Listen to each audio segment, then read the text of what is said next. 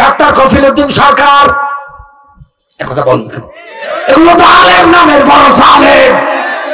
শরীয়তের 5টা সরকারি আলেম ছিল এরা। আমার সাইয়েদ কুতুবের কথা মনে পড়ে যাচ্ছে। ওনার যখন ফাঁসি হবে ডাক দিয়ে বলছে, তাড়াতাড়ি করে পড়েন লা ইলাহা ইল্লাল্লাহ মুহাম্মাদুর রাসূলুল্লাহ। তিনি আফসোস করে ডাক দিয়ে বললেন, আমাকে কালেমার তালকিন দিতে এসেছো? বলে তো বিনিময় কি বাবা? আমার তো বেতন ভাতা আছে।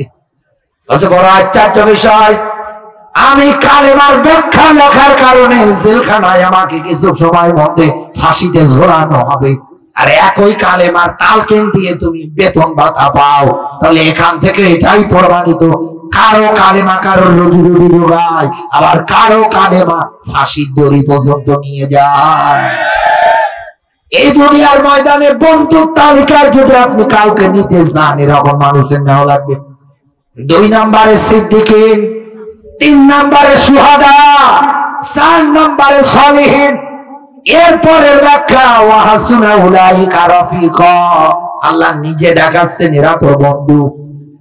ঢাকাবাসী এবার মেলান, আমি যে কথাটা বলার জন্য এত দূর পর্যন্ত এসেছি, সেই শব্দটুকু হচ্ছে সুহাদা। আল্লাহর পথে কেউ যদি নিহত হয়ে যায়, মারা যায়, সে তো শহীদ। শহীদ শব্দের অর্থ হচ্ছে সাক্ষ্য, সাক্ষী। বলেন তো কি? আরো জোরে বলেন। সাক্ষ্য, সাক্ষী।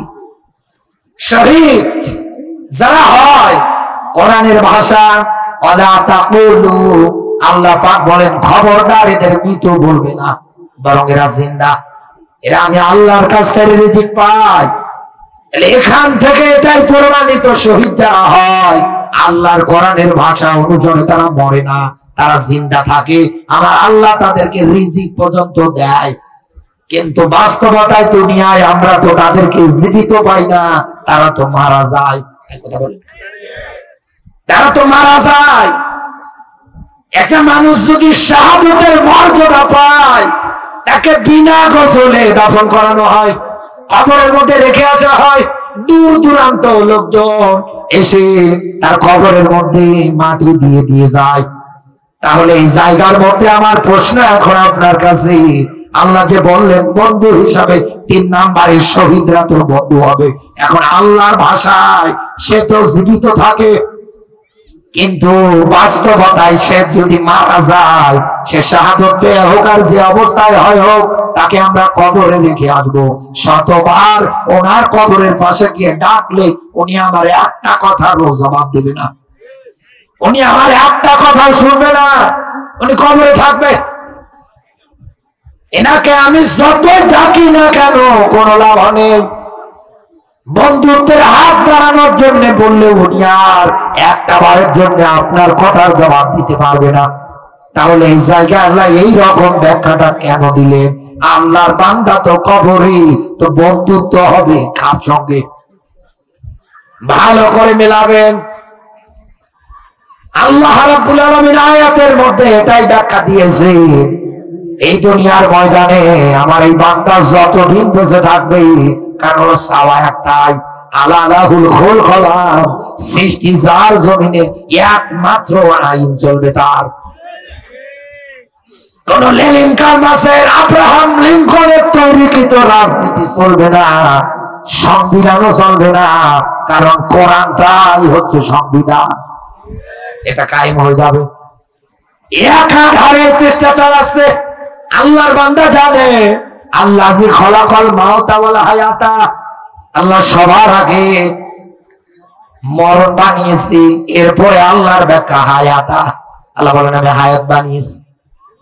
যেই লোকটা ইসলামী আন্দোলন করে, যেই লোকটা কোরআন প্রতিষ্ঠার জন্য ভূমিকা রাখে, এই লোকটা দুনিয়ায় জানে কখন কোন জায়গায় আমাকে জালেমেরা বিনা কারণে দুনিয়া থেকে বিদায় করে দেবে, আমি নিজেও জানি না। আমি যদি মারা যাই, আমার একটাই তামান্না থাকবে, আমি যেন শাহাদতের পেয়ালাতে পান করি। আল্লাহ যেন আমাকে শাহাদতের মর্যাদা দিয়ে বরণ করে নেয়। গাজীপুরের মুসলমানেরা,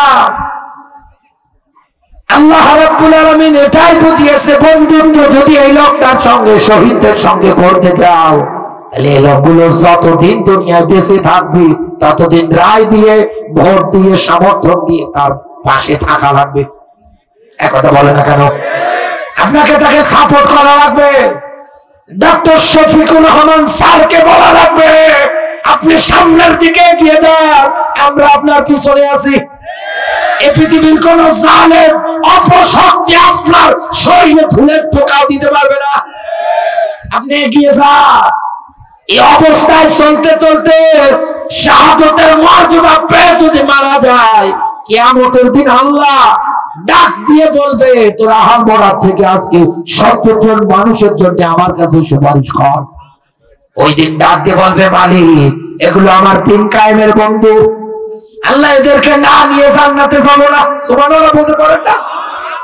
সেই দিন আপনাকে বাছাই ছাঁটাই করে বন্ধু হিসাবে এনাকে আপনি সাপোর্ট করেছিলেন, মেনে নিয়েছিলেন, ইনি যদি জান্নাতে যায় তো আপনি ওনার সঙ্গে জান্নাতে যেতে পারবেন। এটাই তো বুঝিয়েছে আল্লাহ।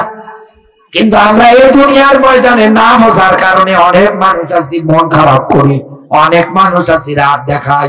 দেখেন বন্ধু, এখানে রাত দেখার বিষয় না।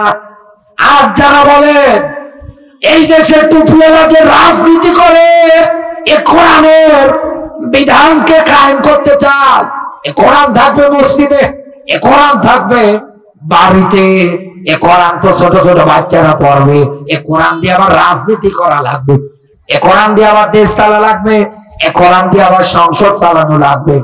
সব জায়গার মধ্যে কোরআনের নিয়ম নীতি আবার বাস্তবায়ন করতে হবে নাকি? এই যে ঘোষণা যারা দেন যে টুপিওয়ালা তোমাদের রাজনীতি করার কি দরকার? রমজান মাস আসলে রোজা রাখি সারাদিন পর তারাবির নামাজ পড়িয়ে দেবেন, একাধারে মানুষের বাড়িকে মিলাদ পড়াবেন, আপনারা এই করবেন। এ কোরআন দিয়ে আবার দেশ চালানো লাগে আপনাদের। আপনারা তো চেয়ারের লোভে রাজনীতি করেন। কত মানুষ আছে একাধারে এই কথা বলছি যে কোরআনের সঙ্গে রাজনীতির কোন সম্পর্ক নেই। ছাতা মরিয়ে যাচ্ছে, না জানি কবে মরিয়ে যায়, একথা বলেন। এরপরেও দেখেন ধোনার মুখে ওই কথা। আল্লাহ পাক বলেন আল হাকুমুত তাকাসুর, দুনিয়ার ধন সম্পদ, টাকা পয়সা, প্রাচুর্য, এগুলোর পিছনে তোমরা ছোটাছুটি করবে না, দৌড়াদৌড়ি করবে না। আমাল হায়াতুদ দুনিয়া ইল্লা মাতাউল গুরুর, দুনিয়ার জীবন খেল তামাশা, রং তামাশা ছাড়া আর অন্য কোনো কিছু না। গাজীপুরবাসী, এই দেশে যারা কোরআনের কথা শোনার পরে বলে, কোরআন দিয়ে দেশ চালানোর কথা শোনার পরে যারা বলে কোরআনের সঙ্গে রাজনীতির কোন সম্পর্ক নেই, প্যান্টে পোশাক করে দেবি, এই আয়াত দুটো পড়তে পারবে না। এক কথা বলে না কেন? আর যে টুপিওয়ালাদের তহমত দেন, অপবাদ দেন, প্রতিদিন তারা সকালবেলা উঠে উঠে এই কোরআনী কারিমের আয়াতটা সুন্দর করে করে তিলাওয়াত করে, আর আপনি তাদেরকে বলেন টুপিওয়ালা তোমরা চেয়ারের লোভে রাজনীতি করো। আরে ভাই, আপনাকে বলছি এই দুনিয়ার ময়দানে কোরআনের রাষ্ট্র যারা গঠন করতে চায় তারা কোনোদিন চেয়ারের লোভে রাজনীতি করে না। কারণ আল্লাহর ব্যাখ্যা ওমা লাকুম লা তুকাতিলুনা ফি সাবিলিল্লাহ, কি হলো তোমাদের, কেন লড়াই করো না, কেন সংগ্রাম করো না? এই জায়গায় একটা পয়েন্ট আছে। আজ যারা নিজেকে ইমানদার পরিচয় দেন, মাথার মধ্যে টুপি আছে, মুখে দাড়ি রেখে এই দুনিয়ার ময়দানে ইবাদত বলতে শুধু নামাজ, রমজান মাসের রোজা, যাকাত আর হজকে মেনে নিয়ে একাধারে চলে, উদখুলু ফিস সিলমি কাফা, এই আয়াত যারা অস্বীকার করে আছেন, একাধারে নিজেকে সব জায়গার মধ্যে ইমানদার পরিচয় দিয়ে যাচ্ছেন, ইসলামী আন্দোলন বাদ দিয়ে। আমি আপনাকে বলছি বন্ধু, এই দুনিয়ায় নিজেকে যদি ইমানদার বলে আপনি পরিচয় দেন, তাহলে আপনার দায়িত্ব, কর্তব্য আল্লাহ নিজে উঠিয়ে দিয়েছে, আল্লাযীনা আমানু ইউকাতিলুনা ফি সাবিলিল্লাহ। আল্লাহ পাক বলেন দুনিয়ায় যারা ইমানদার ওরা লড়াই করে, সংগ্রাম করে, কার পথে? আরো জোরে বলে। ইমানদারেরা কেন লড়াই করে? ইমানদারেরা কেন ইসলামী আন্দোলন করে? এই কারণে দুনিয়ার ইসলামী আন্দোলন করে। আর এটার মাধ্যমে কোরআনের রাষ্ট্র এই কারণেই গঠন করতে চায়, কারণ আল্লাহ নিজে ব্যাখ্যা দিচ্ছেন, রব্বানা আখরিজনা মিন হাযিহিল ক্বরিয়াতি যালিমি আহলুহা। রব্বানা, হে আমাদের রব, তোমার পক্ষ থেকে একজন বন্ধু, একজন সাহায্যকারী পাঠিয়ে দাও। বলছে কোন মানুষগুলো? কুরা করিয়া শব্দের শাব্দিক অর্থ গ্রাম, জনপদ, শহর। তার মানে গ্রামে, জনপদের, শহরে যে জালেম গুলো একাধারে মাজলুম মানুষদের উপরে নির্যাতনের স্টিমুলা চালাচ্ছে, এই নির্যাতিত মাজলুম মানুষগুলো জালেমের জুলুম সহ্য করতে না পারে, ওরা আল্লাহর কাছে ডাক দিয়ে বলে, মালিক তুমি আমাদেরকে জালেমের হাত থেকে বাঁচাও। আল্লাহ তোমার পক্ষ থেকে একজন বন্ধু, সাহায্যকারী পাঠিয়ে দাও, যিনি আসার পরে আমাদেরকে এখান থেকে বাঁচাবে। এই আয়াত অনুসারে বলছি, এই দুনিয়ার ময়দানে ইসলামী আন্দোলন যারা করে, কোরআন প্রতিষ্ঠার রাজনীতি যারা একাধারে এই দুনিয়ার ময়দানে চালিয়ে যাচ্ছে, তারা দুনিয়ায় মাজলুম মানুষদের অধিকার আদায়ের জন্য রাজনীতি করে। আর আপনি বলেন চেয়ারের লোভে।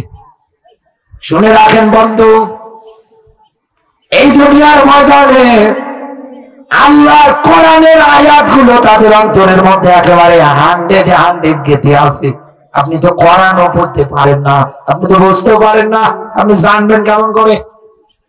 এই জন্য বলছে, আপনি হিংসা করে লাভ নেই, ইসলামের বিজয় তো সামনে ইনশাআল্লাহ। আরো জোরে বলে। যারা হিংসা করে, কেমন হিংসা? একটা ছোট্ট গল্প বলছি। একটা লোক মাঠের মধ্যে কাজ করতে গিয়েছে, যাওয়ার পরে একটা পিতলের জগ পেয়েছে। জগ পাওয়ার পরে চিন্তা করছে ভিতরে আছে কি, নাড়াচাড়া করছে, ধুলো বালু গুলো ঝাড়াচ্ছে। হঠাৎ হাত দিয়ে ঘষা লেগে একটা দত্ত বের হইল আওয়াজ। ডাক দিয়ে বলছে, জাহাপনা কি চা? কি চাই মানে? তুই কে? বলে আমি দত্ত। দত্ত মানে? বলছে আপনি আমার কাছে যা চাইবেন আমি তাই দেব।